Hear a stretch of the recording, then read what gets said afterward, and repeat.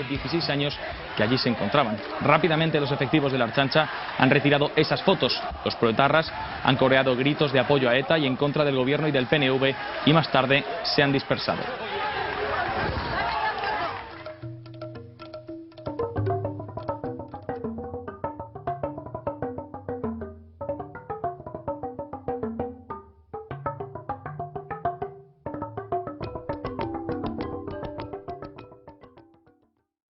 Suelen utilizar mucho en pues, los tocamientos sexuales, muchas mujeres, ¿no? Pues, le suelen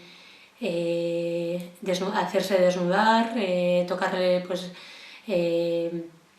pues sus zonas íntimas, así como les han solido hacer intentos de violación. En algunos casos también han llegado hasta violar a chicas. Meterles la pistola por la vagina. Hubo un caso de una mujer detenida hace un par de años que también empezó a relegar un poco a un segundo plano su vivencia con la tortura, y llegó un momento donde un funcionario se intentó propasar con ella, y entonces le vino al recuerdo todo lo que había padecido en comisaría, ¿no? Estando en dependencias policiales tuvo varias violaciones por parte de los funcionarios del Estado, y al propasarse o intentar propasarse el funcionario, ella revivió y empezó a recordar y a revivir todo lo que le había pasado estando en comisaría. Ha sido un caso difícil, muy difícil de tratar, porque en el momento que ella empezó a revivir lo acontecido, dejó de sentirse a gusto consigo misma y con su cuerpo, y empezó a maltratarse ella misma. Hoy por hoy sigue en la cárcel, está tratada psicológicamente y bueno, está consiguiendo reconciliarse con su propio cuerpo y su propia identidad de mujer. Lo está consiguiendo, pero es uno de los casos más difíciles que hemos tenido. Tanta exigencia de disciplinas y de normativas especiales, te rebelas ante ello, y esa rebelión en algún momento del periodo carcelario pues supone que te van a dar una paliza, te llevan a zonas de aislamiento, te tienen allí durante largos periodos, en fin, son periodos que no sé, que llevamos nosotros allí, y que la mayoría de los presos políticos vascos les toca vivir ese tipo de periodos, ¿no?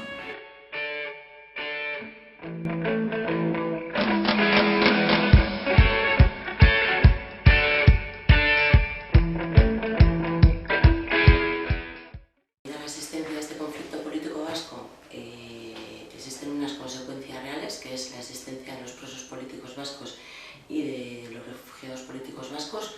En el caso de los presos políticos vascos, se ha ido diseñando una política penitenciaria basada en la restricción de derechos. En Euskal Herria se ha abierto un periodo que genera, tanto social como políticamente, un nuevo tiempo, pero en el régimen carcelario, siendo conscientes de que se apoya esta apertura nueva que hay en Euskal Herria, pues allí intentan presionar para figurar o para representar ante la sociedad española que las consecuencias de esta lucha que hemos llevado durante los últimos 50 años tiene unos perdedores y unos ganadores. Ellos intentan representar eso, sobre todo con todos los rehenes políticos que tienen en las cárceles. Bueno, durante estos años, o los últimos 30, 35 años, hemos visto, yo diría que no un intento de criminalizar los movimientos populares, políticos, sindicales, sociales, juveniles. Yo creo que ha habido una verdadera criminalización, y lo han logrado. Cualquier movimiento político, el Estado español lo tiene que asociar con ETA. Entonces, bueno, ha puesto diferentes mecanismos en acción, y ha desarrollado una teoría. Cualquier organización que entre sus objetivos tenga el mismo objetivo que la organización ETA, pertenece a la organización ETA. Entonces, hemos visto que bajo esa tesis han englobado pues un sinfín de organizaciones. Han considerado que el movimiento juvenil vasco, Segi, Aika, Jarrai, era ETA, y han condenado a personas, y hay gente cumpliendo condenas por pertenencia a banda armada por ser de Segi. Todavía continúan detenciones, habiendo detenciones de jóvenes que supuestamente pertenecen a Segi. Hemos visto que dejado fuera de juego y han detenido a toda la dirección de un movimiento internacionalista como Askapena, un movimiento que se dedicaba a desarrollar programas de desarrollo y hacer programas de intercambio con países, ya sea en Sudamérica o en África. Hemos visto que han ilegalizado todos los partidos políticos derivados desde HB, plataformas populares, asociaciones de votantes, y bueno, etcétera, etcétera, etcétera. Y todavía hay gente detenida, encarcelada y cumpliendo condena por ello. Hemos visto que han ilegalizado y han detenido como miembros de banda armada a miembros de organizaciones solidarias, organizaciones de denuncia de abusos, organizaciones de derechos humanos, ya sea gestoras pro amnistía, ya sea Askatasuna, ya sea Batokia. Miembros de estas organizaciones antirrepresivas están en prisión cumpliendo condena por pertenencia a banda armada. Incluso hemos visto que han englobado dentro de esa teoría de todo es ETA a medios de comunicación. Desde muy joven estoy militando, ¿no?, a favor de otro proyecto político, a favor de la libertad de Euskal Herria, y más bien en concreto pues a favor de los derechos de los jóvenes, pues visto la injusticia que se vive en este pueblo como en toda Europa y el mundo, ¿no? Entonces toda esa lucha ha tenido sus consecuencias, y al Estado español, al no gustarle nada, ¿no?, que la juventud se mueva, que la juventud luche a favor de sus derechos y los derechos de este pueblo, pues siempre ha empleado la represión.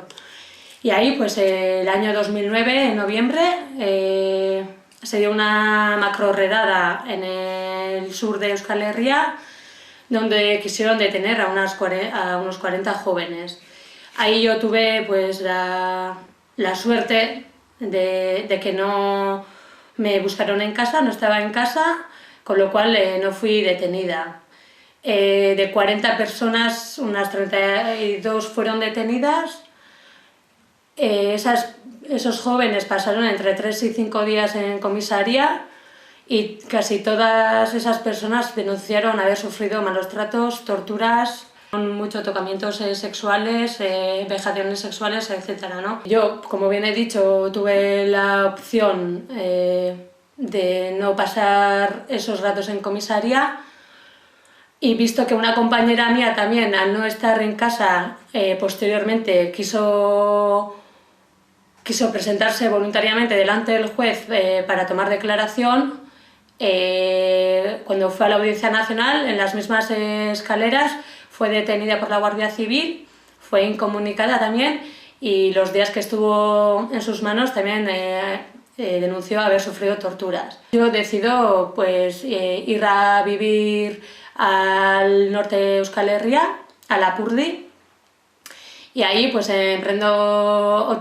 mi vida, empiezo a buscar trabajo, estoy otra vez con la familia, todo eso, y a los 2 meses, ya que había una orden de búsqueda y captura, la policía francesa me detiene junto a otros 3 compañeros que fueron conmigo a Lapurdi.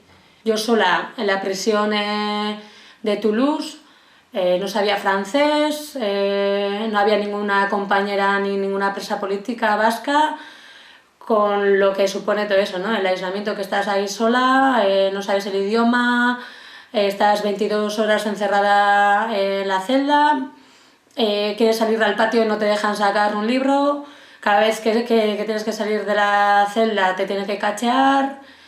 Tenía 3 visitas a la semana, las visitas eran de 1 hora alrededor, y cada vez que salía de una visita pues me tenía que desnudar para que viesen que no metía nada. Entonces era pues eso, ¿no?, una cárcel muy estricta.